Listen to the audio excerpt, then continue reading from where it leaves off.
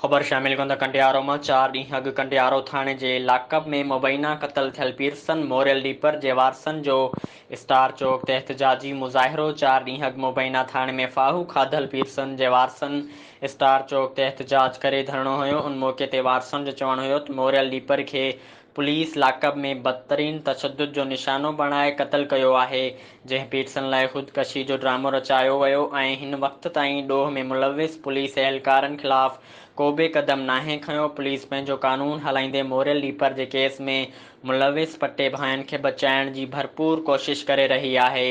हिननि chief justice high court session जज Naushahro Firoz police जे आला इख़्तियारनि समेत वसवारनि खां मुतालबो कयो त मोरियल लीपर खे तशद्दुद करे मारण जो केस मुलविस पुलिस एहलकारनि मथां दाख़िल करे इंसाफ़ कयो वञे, न त एहतजाज जो दाइरो वधायो वेंदो।